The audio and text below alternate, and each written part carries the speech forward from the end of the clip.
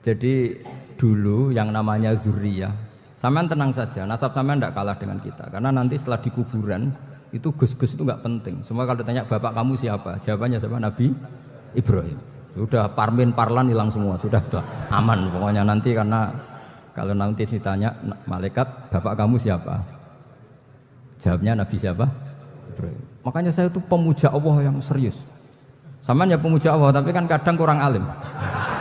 Saya ini pemuja Allah serius. Saya itu kalau ngaji, ya ngaji biasa belajar, itu sering nangis seneng. Misalnya saya baca tadi, Miftahul Jannah la ilaha illallah, luang kunci kok dikasihkan. Kita ini masuk neraka gak pantas, enggak bawa kuncinya kok masuk. Harusnya kita ini masuk surga, kita kan pegang kunci surga, gak pegang kunci neraka. Maka aneh kalau kamu masuk neraka itu aneh.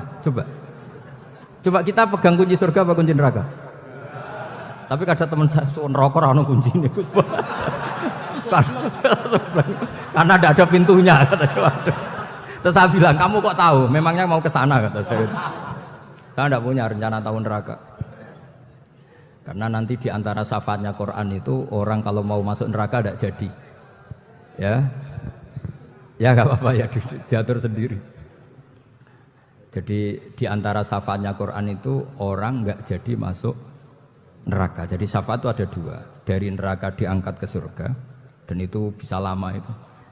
Tapi kalau syafaatnya Quran itu yang belum masuk neraka supaya nggak jadi masuk neraka.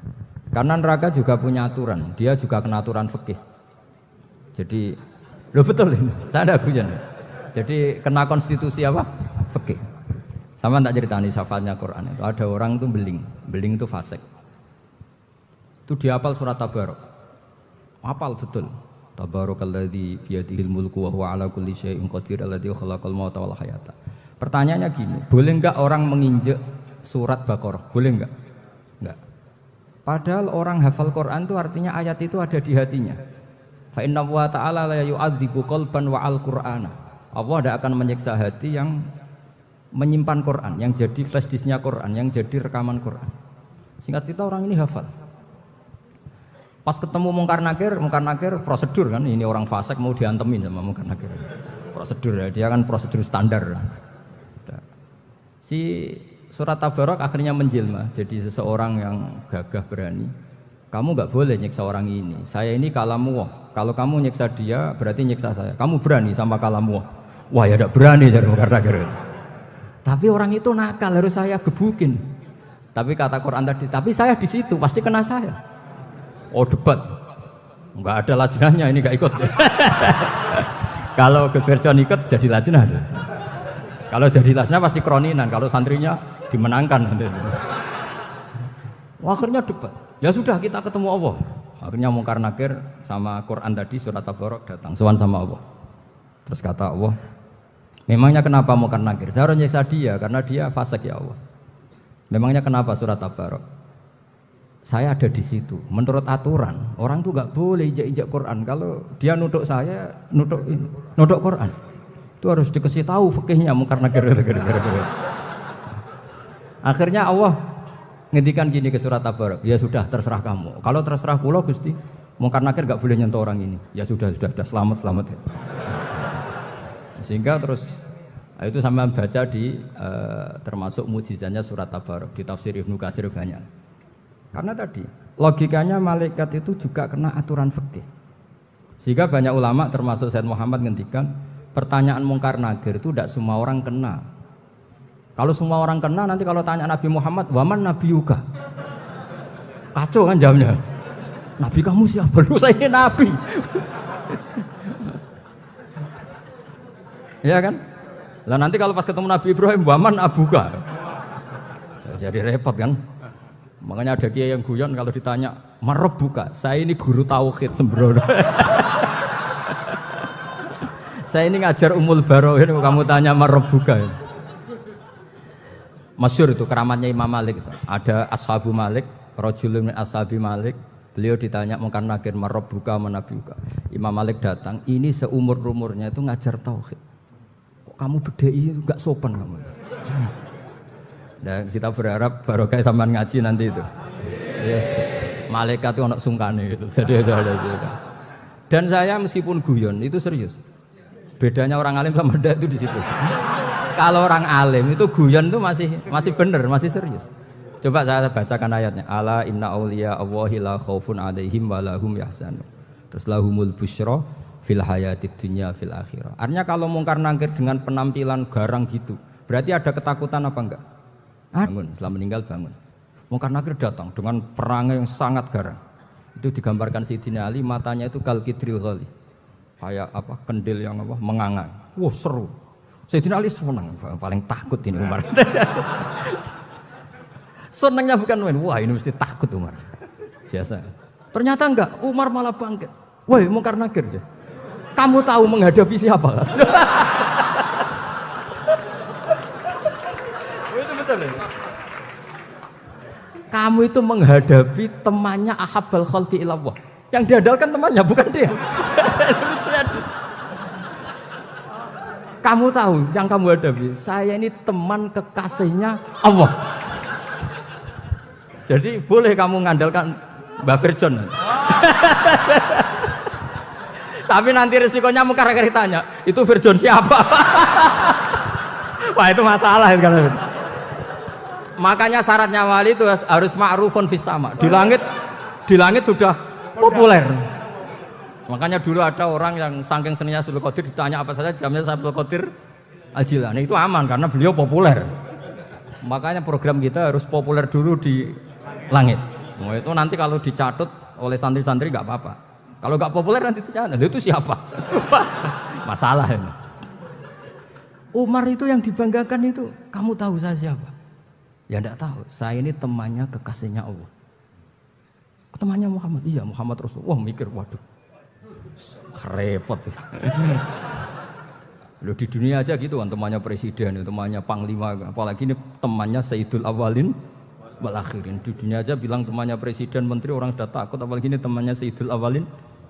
Hanya karena terus konfirmasi sama Allah, gimana ya Allah ini ngadepi. Sebetulnya ada, padahal ciri utama walinya Allah tidak ada ketakutan. Makanya itu termasuk dalilnya Sayyid Muhammad, tidak semua orang alami seperti itu karena wali-wali itu la khaufun alaihim wa lahum yahzanun. Wah anak kiai ketemu karena kerja buat tidur wedek. Iku dreseke ora kok pertanyaan itu, nak nahan santri piye? Lho isen wis kiai dihanjuti mungkar nakir. Malu gak kira-kira? Mesti pelengahan iku nahan santri piye? Nak jawabannya gampang karena pernah ngajar tauhid. Makanya Sayyidina Ali ini cerita ini ada di kitab Nurul Dholam, sama di kitab Nurul Dholam karangannya Syekh Nawawi Banten. Itu Sayyidina Ali itu ya, andekan orang biasa mungkin ya agak-agak hasut, tapi ini wali gak boleh kamu katakan hasut. Dia itu mangkal sama Umar. Orang kok setiap orang pernah dibentak. Apa dia berani bentak mungkar nakir? Penasaran dia. Bagaimana kerengnya Umar itu berlanjut enggak gitu kira-kira. Akhirnya minta, ya Allah saya minta kasyaf. Ya karena yang minta Sayyidina Ali karena mau wajah dituruti sama kasyaf. Dilihat Sayyidina Umar pas meninggal itu.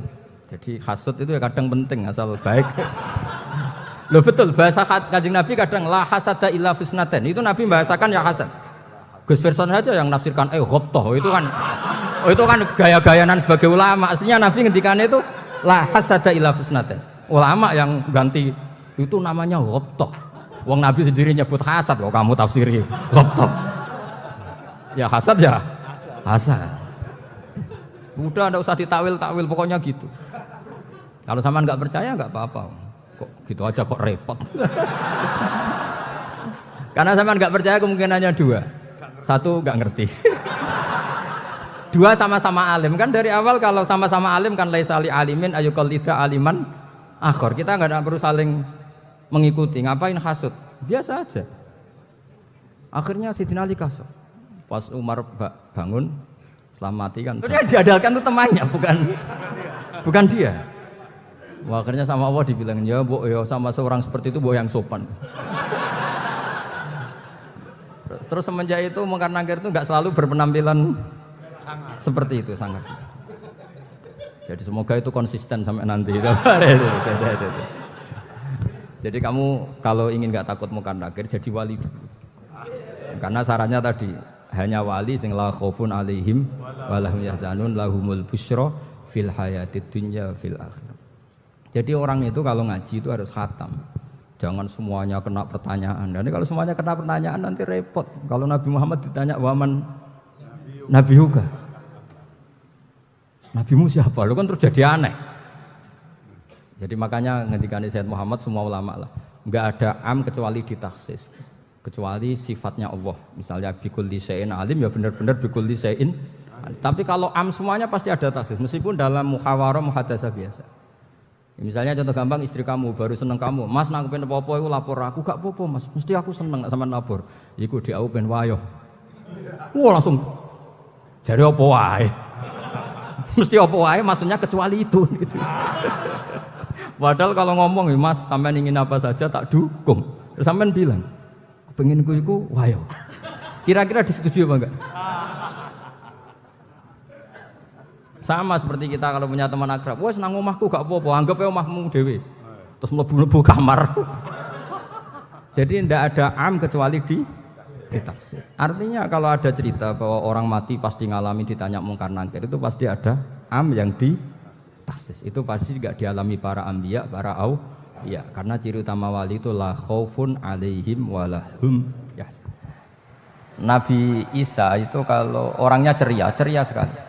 Pernah ditegur sama Nabi Yahya, mali aroka dohikan ka'annaka aminta min makrillah. Saya melihat kamu kok selalu senyum ceria, seakan-akan tidak ada adabnya Allah. Terus Nabi Isa balas ke Yahya, mali aroka abisan ka'annaka ayista min rahmatillah. Kamu kok merengut terus, koyok ning donya ora ono rahmat. Jadi kamu milih mana? Senyum terus apa merengut terus? Partainya hanya dua, Nabi Yahya sama Nabi Isa. Jadi khazanah itu banyak. Untuk melawan penyakit itu ketakutan itu bahaya, karena bisa mengganggu imunitas tubuh. Orang harus percaya diri, harus pede. Meskipun harus hati-hati, tapi harus tetap pede. Dengan demikian imunitas tubuh kita terjaga. Jadi ya sudah seperti itu. Semua orang punya cara untuk menjaga diri masing-masing. Kemudian tentang Pak Ahmad Siddiq, saya tahu banyak karena dulu saya masih ingat, ini sekaligus ijazah pada cucu-cucunya. Kalau sama anaknya tidak berani saya. Sama cucu-cucunya. Saya masih ingat Mbah Ahmad Siddiq itu sangat loyal sama yang namanya negara. Kita tahu beliau adalah termasuk orang yang bintang ketika Muktamar Situbondo, ketika NU pertama kali nerima asas tunggal yaitu Pancasila. Kayak apa ulama-ulama kita, ya mulai Mbah Ahmad Siddiq, Mbah Ali Maksum, Gus Dur, Mbah As'ad semuanya lah. Termasuk Mbah Mun, semuanya loyal sama negara sehingga NU menerima asas tunggal. Itu saya masih ingat karena bapak dulu perwakilan dari NU cabang Lasem. Beliau pernah ngundang Mbah Ahmad Siddiq di sini, zaman itu zaman Pak Dzufar, ikut ngundang ke sini bapak saya. Itu saya menangi beliau ngisi pengajian di hallnya buyut saya, Mbah Umar bin Arabi. Jadi saya ini zuriyahnya Mbah Umar bin Arabi sama dengan keluarganya Ki Hamid Pasuruan. Itu beliau cerita bahwa kemenangan Islam itu tidak harus kita yang menang kangelan. Kadang Allah bikin orang lain yang kangelan, kita yang ikut menang. Jadi dulu kata beliau banyak ulama ketika kita diserang Jepang, saya masih ingat, saya karena pas itu ikut ke Lasem karena saya santri sarang, Mbah Mun misi di Lasem, saya ikut di Lasem karena saya masih keluarga. Itu ulama-ulama itu mimpi dibacakan ayat ghulibatir rum fi adnal ardi wa hum min ba'di ghalabihim sayaghlibun fi bid'i sinin lillahil amru min qablu wa min ba'du wa yawma idzi yafrahul mu'minun. Itu dulu itu ada pertarungan besar antara kerajaan Romawi dan kerajaan Persia. Kita tahu Romawi itu Nasrani. Saya ulang lagi, Nasrani. Nasrani itu percaya adanya Allah, adanya Tuhan, dan percaya adanya kitab samawi. Sementara musuhnya itu Persia, orang yang tidak bertuhan, tidak berdasar kitab samawi. Ketika Persia mengalahkan Romawi, itu orang Islam ikut susah, karena terus dibully sama orang-orang kafir Mekah. Orang kafir Mekah adalah orang yang tidak punya kitab samawi. Katanya orang kafir Mekah, iku lho balamu. Jute duwe kitab, jarene di hubungan mbek langit, nyatane perang keok. Paling kon yo padha. Jadi ada analogi bahwa kalahnya orang Nasrani itu dianggap simbol kekalahan orang yang bertautan atau berhubungan dengan langit. Akhirnya orang Islam susah. Saking susahnya orang Islam sampai Abu Bakar itu tanya, ya Rasulullah, lalu orang Romawi menang itu kapan? Terus ada surat turun, Fibit isinin. Ya kira-kira 3. Abu Bakar pas itu belum alim-alim amat. Jadi ngartikan 3 itu ya 3 betul. Sehingga beliau masyhur itu. Cara Jawa totoan itu kimar. Pokoknya nanti Romawi pasti menang 3 tahun lagi. Akhirnya ketika datang itu taruhannya dengan 10 unta. Datang ke Rasulullah, Nabi menjelaskan, "Loh ndak. Bid'u itu mabena salas ilatis itu 3 sampai 9. Kamu jangan bilang 3. Ya sudah, taruhannya ditambah. Taruhannya ditambah sampai 100 unta. Tapi pembuktiannya enggak 3 tahun tapi nunggu 9 tahun. Sampean jangan tanya, berarti dulu pernah taruhan halal. Zaman sebelum ngaji saya, sampean sudah sering taruhan, jadi jangan nyalahkan saya. Nanti itu ada ilmunya, namanya nasah apa? Mansukh. Dan taruhannya Abu Bakar tidak kayak sampean. Taruhan yang sangat-sangat demi Islam, bukan demi hadun nafsi. Betul. Ketika tahun ke-7 orang Islam itu menang. Gila ya, tahun 9 itu umat Islam menang. Menangnya umat Islam mengalahkan musyrik Mekah itu di Badar. Romawi mengalahkan apa? Persia. Gara-gara Romawi mengalahkan Persia itu cara berpikir orang itu rubah. Ternyata langit itu ada, kekuatan langit itu ada. Sehingga meskipun akhirnya orang Kristen bilang ada Trinitas, terus mereka keliru dalam mengartikan Isa, tapi ada sekian nabi yang mereka sebut dan mereka hormati. Ada sekian kesamaan.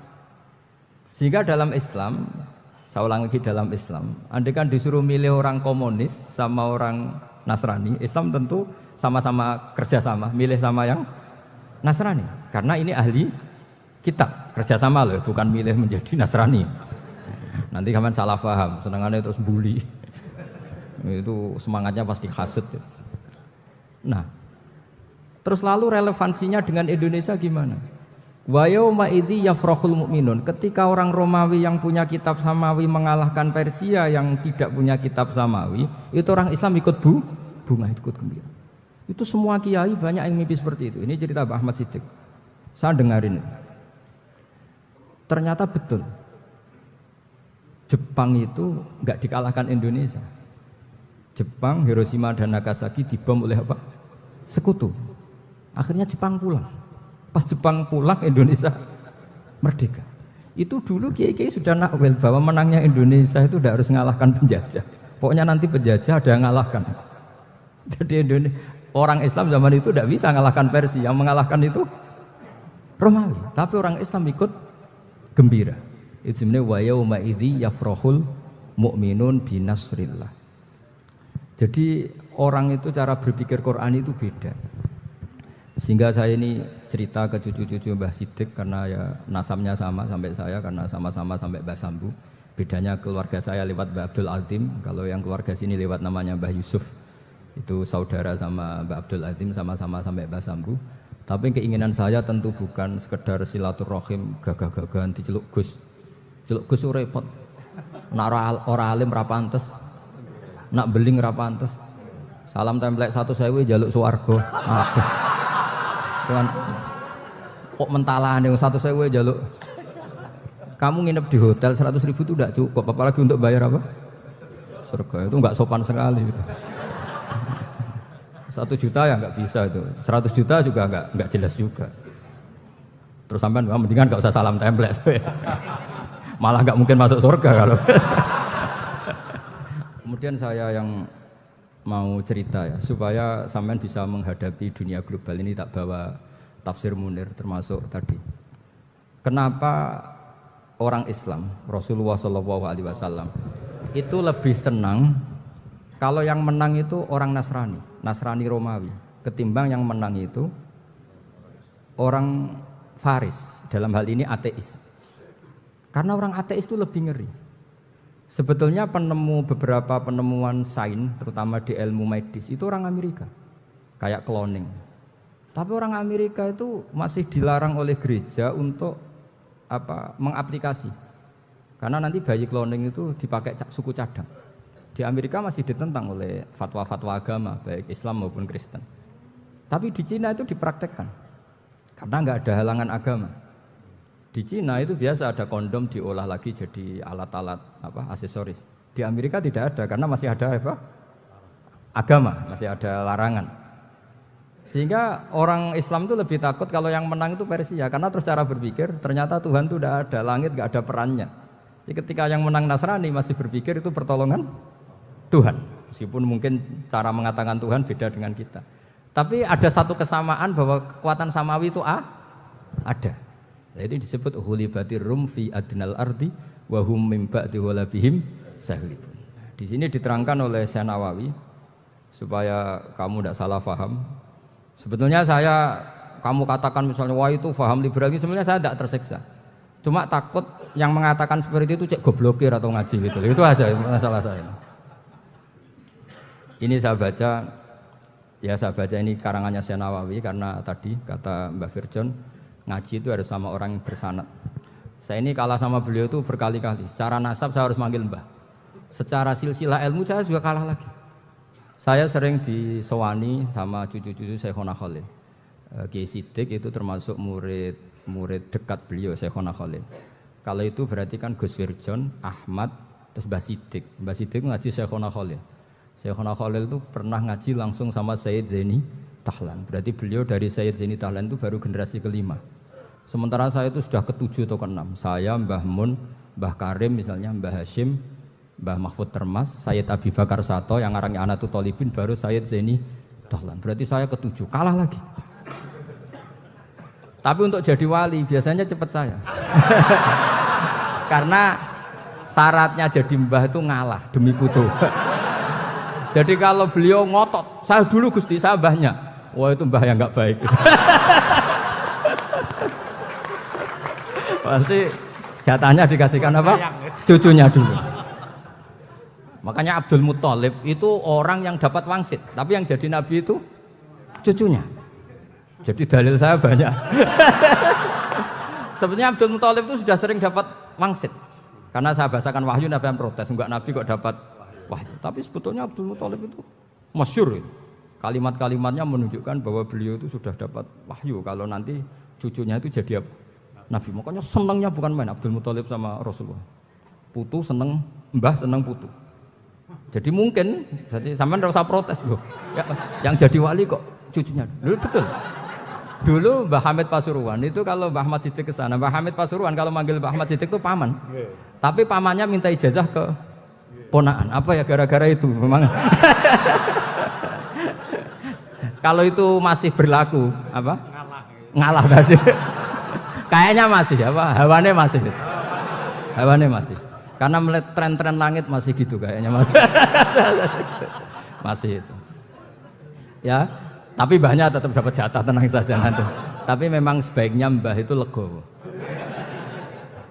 Rasulullah Muhammad SAW itu terkenal min dzurriyyati Ibrahim. Tapi kata Rasulullah, ana dakwatu Ibrahim wa bisyaratu Isa. Aku nganti ngene iki barokah dongane Nabi siapa? Ibrahim. Jadi dongane Nabi Ibrahim nggih tiba teng putu. Jadi banyak bukti bahwa jatuhnya ke putu gitu. Tadi saya di kamar sama beliau berduaan. Nih Mbah sing dadi wali dhisik ndi? Aku wae Mbah. Cocokan tadi. Nah, kenapa saya akhir-akhir ini gulirkan daftar wali? Kenapa? Saya ini resah ya, orang sudah ingin dicintai pejabat, dicintai tetangga, dicintai teman. Tapi kadang-kadang orang lupa lagi dicintai Allah. Makanya saya meskipun guyon, tapi ini amdan, bukan sahwan. Supaya orang punya cita-cita lagi jadi wali, ingin dicintai Allah. Kita ini terlalu lama ingin dicintai makhluk, Mbok ya naik kelas sedikit lah. Ingin dicintai Allah Subhanahu wa Ta'ala. Meskipun saya guyon, tapi tadi guyon saya tuh lebih serius ketimbang serius Anda. Karena tak pikir. Saya tuh kalau pergi itu seneng ngebis, bukan karena saya tidak punya mobil, tapi saya sering mau butuh itu supaya nggak diganggu. Karena saya tuh harus punya waktu sendiri. Kalau bis kan ketemu orang nggak kenal, tapi sekarang ya agak susah, banyak yang kenal. Dan susahnya lagi nggak minta ijazah, minta foto. Aduh, repot tuh. mau dibenci itu umatnya Rasulullah Shallallahu Alaihi Wasallam. Mau disetujui itu sanatnya mana? Kalau ketemu orang alim minta apa? Foto. Itu nggak ada sanatnya. Nggak tahu saya itu mazhab dari mana itu. Ya mazhab milenial yang jelas itu kan. Ini tak baca ya biar dapat. Karena ini kenangan saya sama Mbak Ahmad Siddiq. Saya masih ingat betul beliau ngisi hallnya Mbak Abdullah bin Umar, berarti abahnya Mbak Hamid. Karena mbah saya itu Fatimah binti Khalid bin Umar. Kalau Mbak Hamid itu Hamid bin Abdullah bin Umar. Itu saya masih ingat betul zaman itu Mbak Hamid setiap hall di Lasem itu rawuh dan saya derek mbah saya karena masih misanan datang ke Lasem. Itu beliau pasti itu ngisi sama Mbah Mun. Mbah Mun masih muda, Ki Ahmad Siddiq sepuh senior. Itu beliau cerita bahwa dulu ketika Indonesia dijajah Jepang itu para kiai mimpi dibacakan ayat Ghulibatir Rum fi adnal ardi wa hum mim ba'di ghalabihim salim. Terus ada kiai yang tanya, takwilannya gimana? Ya nanti Jepang pulang bukan karena kita yang mengalahkan tapi Jepang ada yang mengalahkan sendiri meskipun tidak kita. Kayak dulu Faris tidak dikalahkan Islam tapi dikalahkan Romawi tapi yang senang umat Islam. Wa yauma idzi yafrahul mu'min. Itu luar biasa ulama-ulama kita. Delalah kejadiannya Indonesia seperti itu. Yaitu kita tidak mengalahkan Jepang, tapi Jepang pulang sendiri karena dikalahkan apa? Sekutu. Saya teruskan ya. Jadi untuk menjaga riya dilatih innama azzamu Allah. Sebenarnya mereka itu menghormati Allah. Sehingga wasail-wasail itu sebenarnya nggak pernah jadi subjek pelaku utama, enggak. Tetap Allah. Sebab itu kata Sayyid Muhammad, kamu kok mengatakan wasilah itu kafir itu gimana? Ketika innallaha qad ba'atsa lakum taluta malika. Talut itu ya manusia. PD-nya itu apa? Inna ayata mulkihi ayyatiyakumut tabut fihi sakinatum mir rabbikum wa baqiyatum mimma taraka alu Musa wa alu Harun tahmiluhul malaika. Jadi beliau PD itu kalau bawa sunduk semacam peti sakti, sing di situ ada baqiyatum mimma taraka alu Musa wa alu Harun tahmiluhul malaika.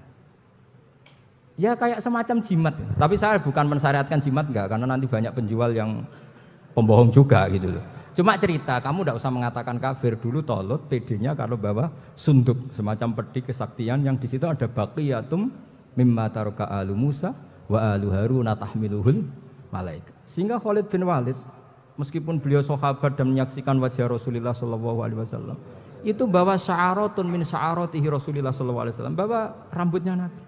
Perang kemana-mana itu diletakkan di pecinya. Nanti sama tanya lagi, masa pakai peci Khalid bin Walid ini? Wah panjang, sampai itu repot. Sampai tak warai ngaji usul fikih. Usul fikih itu kalau ngaji itu ada istilah tangkihul manat. Ini mestinya wilayah yang kita bisa berdebat sama Mbah Firjon. Dulu itu musuh saya karena saya makili Anwar, beliau makili Peloso. Tapi tahu-tahu kalah tua terus saya mengundurkan diri.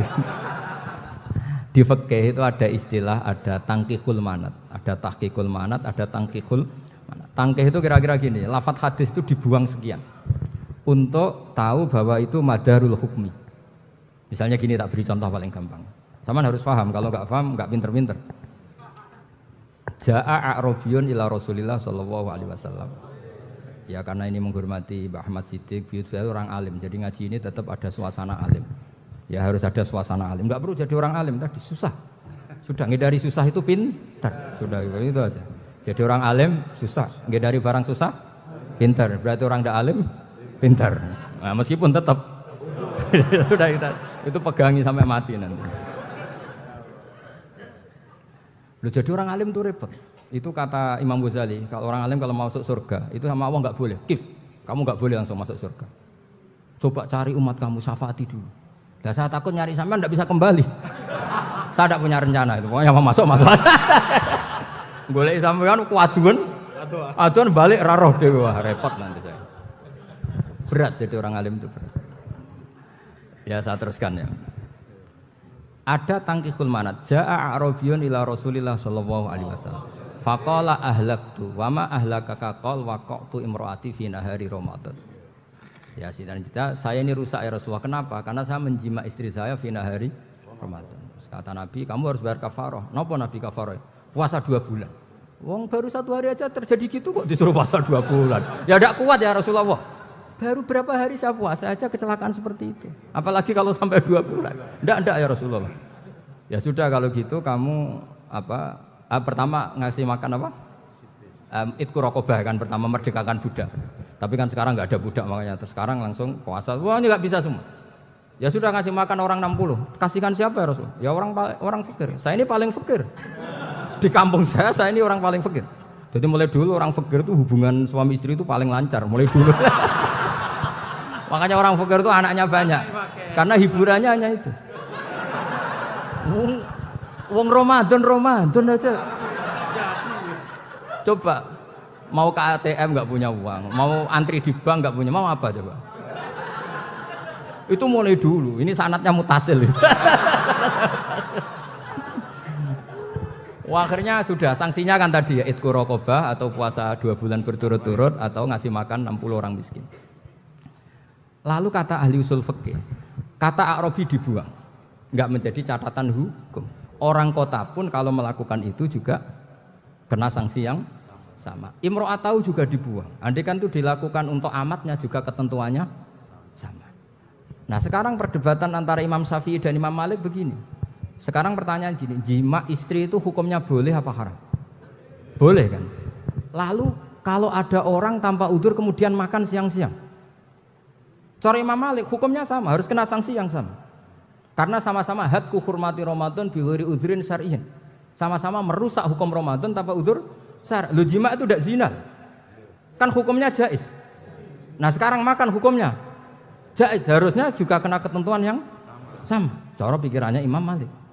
Nah, alhamdulillah Imam Syafi'i enggak setuju. Wah, cara setuju repot. Bahkan orang-orang Syafi'i sudah punya khilaf, kalau gitu minum dulu. Iya, biar enggak kena. Iya, biar iftarnya pakai minum. Setelah minum baru jima kan. Ini sudah menyiapkan khilafnya. ini khas Syafi'i ini, bongsong rekayasa hukum. Nanti bisa belajar jauh cara ngakali hukum. Makanya guyonan yang masyhur Gus Dur itu gitu. Ada seorang kiai atau Gus lah, ya punya salah, namanya manusia kan punya salah, entah cangkruk entah apa, pokoknya punya salah. Ada wartawan yang ngiranya semua kiai itu orang suci, sehingga tanya sama Gus Dur, Gus itu ada kiai kok, ya pokoknya salah lah. Tapi jangan bayangkan dosa besar, enggak, kecil-kecil aja. Itu gimana itu? Padahal kiai kan orang suci. Jawabnya Gus Dur lucu. Ya justru yang boleh salah itu para kiai. Kalau kamu nggak boleh. Loh kok bisa Gus? Karena mereka tahu caranya tobat. Repot. Kalau kamu nggak tahu caranya. Sama pelanggaran hukum itu ya harus pakar-pakar hukum. Ya. Itu yang tahu caranya rekayasa. Kalau kamu ya kena pasal kan ya. Jadi kamu jangan niru saya ini punya sekian cara untuk kembali. Nah, itu namanya khilaf. Makanya kata Sayyid Muhammad, kamu tidak usah anti khilaf. Karena Abu Hanifah itu membolehkan khilaf, kitabul khiyal. Yang penting kamu soleh dulu. Setelah soleh nanti Allah maklumi. Soleh dulu, syaratnya soleh dulu. Kalau tidak soleh jangan. Contohnya gini, ada orang mau puasa lemes sekali, mau makan.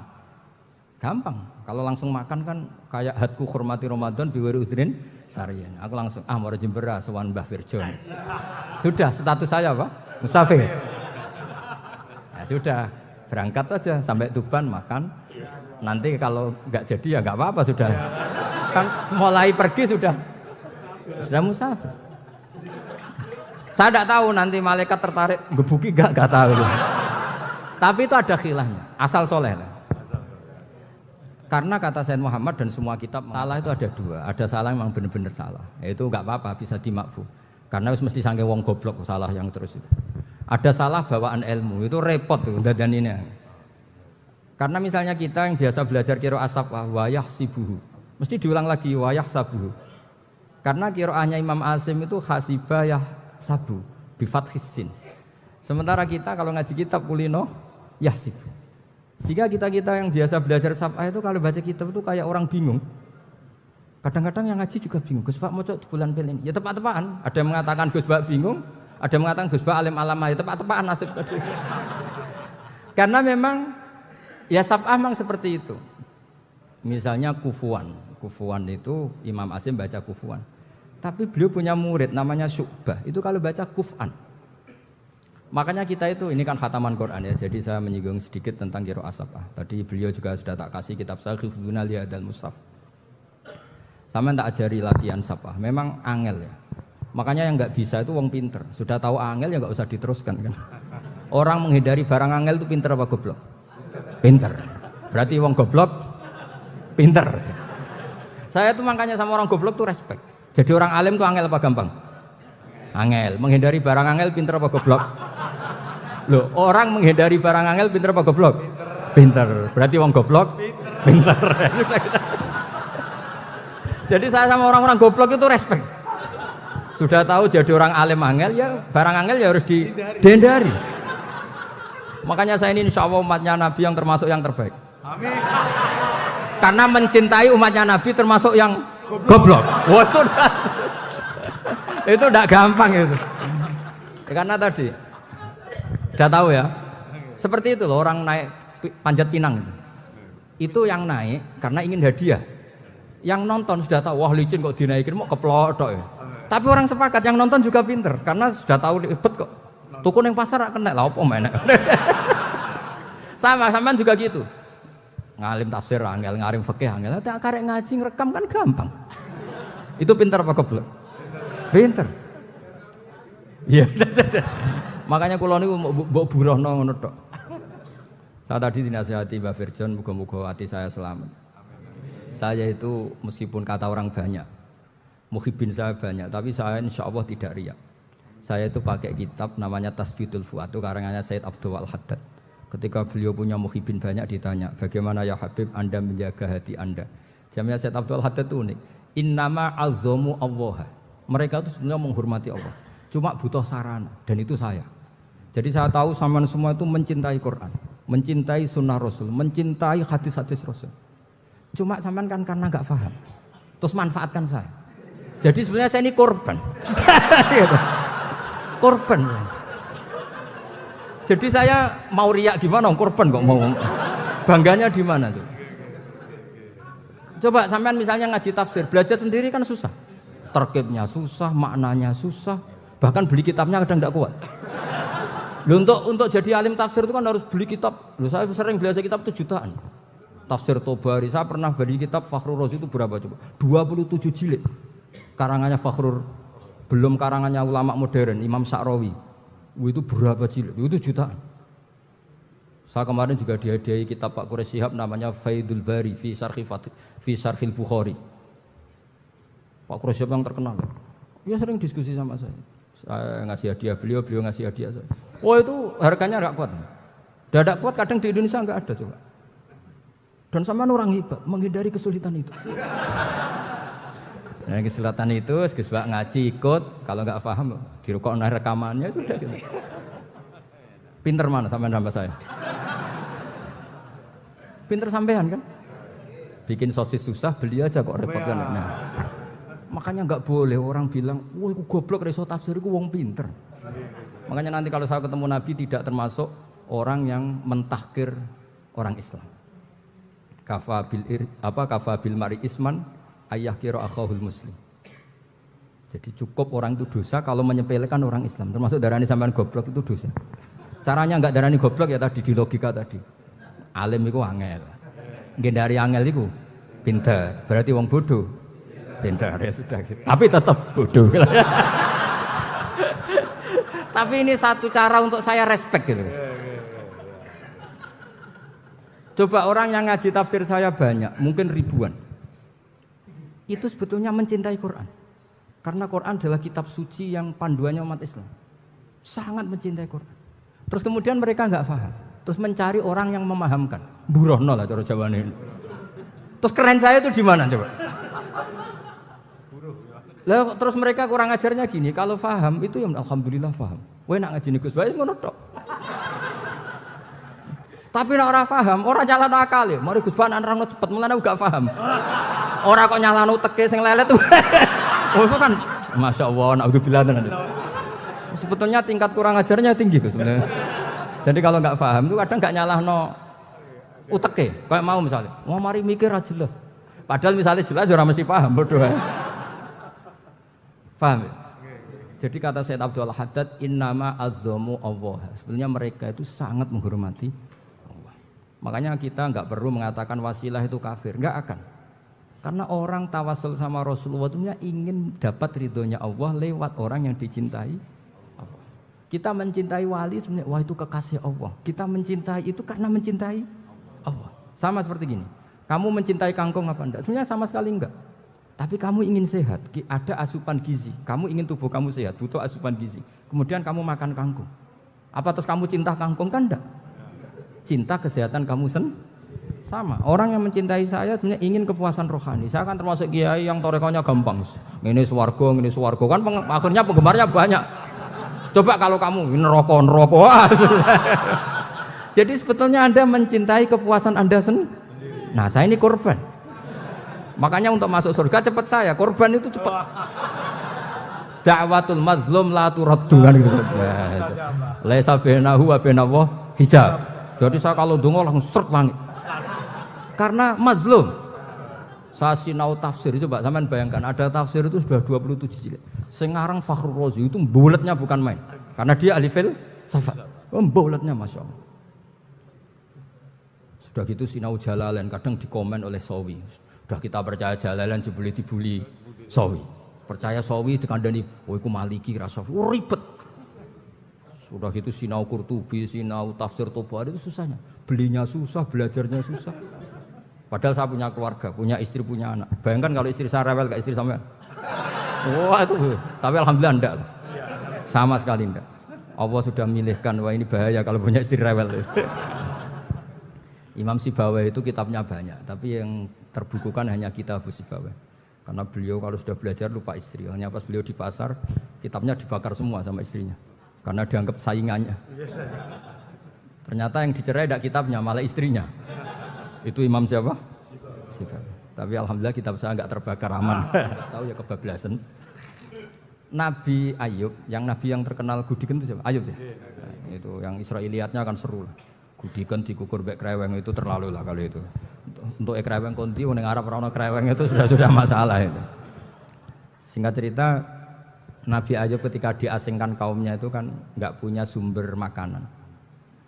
Lah orang lelaki itu mulai dulu egois. Istrinya Nabi Ayub itu cantik sekali. Udah cantik, rambutnya bagus.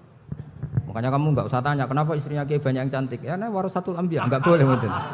Kalau enggak cantik ya warasatul anbiya dari segi balak. Istrinya Nabi itu semuanya cantik. Enggak usah tanya sebabnya apa, pokoknya gitu, semuanya cantik. Singkat cerita, beberapa kali istrinya Nabi Ayub itu kerja demi bisa nafkahi Nabi siapa? Suatu saat itu tidak ada pekerjaan yang cukup untuk beli roti. Satu-satunya peluang dapat rezeki itu putrinya raja itu rambutnya berondoli. Terus ada sayembara siapa yang rambutnya bagus mau dibeli. Sampai rambutnya istrinya Nabi Ayub itu dijual. Nabi Ayub tersinggung karena itu mengurangi kecantikan. Jadi lelaki mulai dulu gitu. Udah enggak urun kalau istrinya enggak cantik itu komplain. Itu khasnya lelaki. Jadi kalau kamu gitu ada sanadnya juga, tenang saja ya. Komplain ya pegawaian itu. Saking mangkelnya Nabi Ayub terus ngendikan la adriban naki mi'ata sautin. Kamu akan saya pukuli dengan mi'ata sautin atau dengan 100 cambukan. Atau mi'ata dikhtin atau mi'ata apalah sesuai konteks zaman itu. Engko nak muni pecut tuku konti kok ribet lagi. Singkat cerita akhirnya ketahuan bahwa istrinya menjual itu demi Nabi Ayub. Allah enggak ridho kalau kekasihnya yaitu istrinya Nabi Ayub wis perjuangan kayak gitu malah kena hukuman. Tapi Allah juga enggak ingin kekasihnya yang bernama Ayub melanggar sumpah. Padahal beliau sudah sumpah wallahi demi Allah nanti tak pukul dengan 100 kali. 100 kali dengan lidi lah misalnya, contoh yang gampang itu lidi. Akhirnya sama Allah dikasih satu solusi.